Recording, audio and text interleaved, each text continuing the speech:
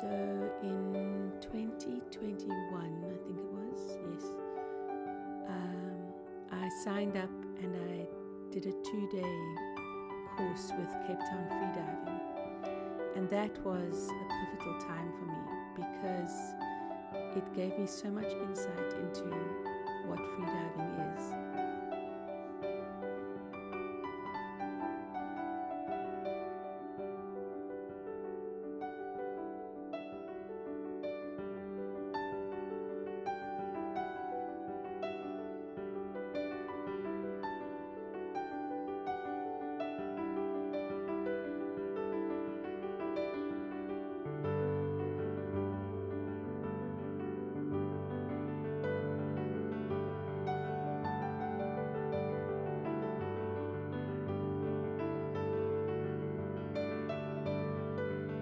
Grew up in Durban, and we were always super close to the sea. And for me, the sea was about swimming in the waves and bodyboarding, boogie boarding. And we would go to the tidal pools, and in my head they were great big lagoons, but in fact they were probably just very, very large tidal pools. And I think my first encounter was with an octopus.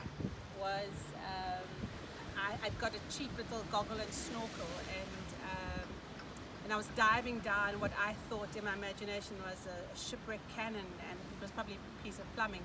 And I went down and grabbed onto the mouth of this pipe to try and keep myself down and touch this squishy thing, and then got such a fright and shot up and looked just in time to see an octopus swimming away. But that was the sum total of ocean exploration for me as a child. And then moving to Cape Town in 2000, this ocean just seemed so formidable. It was ice cold, it was wild, it was full of this thing called kelp. And I didn't enter my imagination even that people dived or explored the waters here. And then in about 2018, my daughter was very involved with the Sea Change crowd, and I was hearing stories of their diving at Miller's and A-Frame, and I just got jealous, I suppose. I was intrigued, and eventually I asked to just follow in one day, and I didn't even have a swimming costume, not one that fitted anyway. And so I had an old shirt and some cycle pants and some goggles, and I followed them in, and I think that was the beginning, and a whole new world opened up. And yeah, so about 2018, 2019, just fumbling around on my own. I spent a lot of time at Windmill Beach, learning and following and trying to develop breath hold and so on.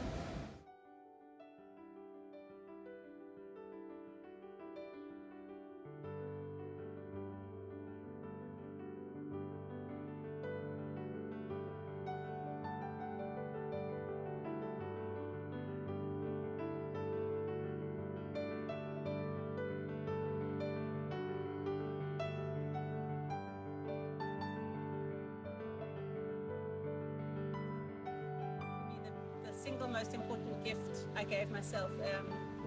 I took myself on a freediving course with Cape Town Freedivers, and it was a 2-day course, and it simply opened the whole world even further because they gave a lot of confidence in terms of breath hold, and it was just basics, just simple basics, which gave me the confidence. And then from then on, I think daily I was at Windmill Beach practicing and learning and discovering with my little old GoPro Hero 5, and having wonderful encounters. And I think the most significant encounters, however, were the gorgeous people I met on the beach, and that has been just the most rewarding thing, is meeting like-minded people and other women who've just drawn to each other by being in the water. And I'm so grateful for them.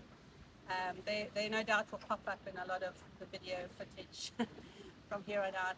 They go by different names: the Lovely Pod, the Mermaids, the Divas who dive. That's the collectives.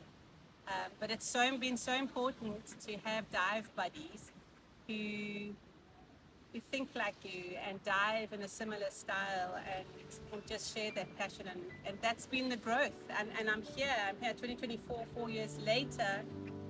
Um, just this is my practice, my habit of being in the ocean and finding a whole new world and a new part of who I am, a new me, another aspect. Yeah, that's the end.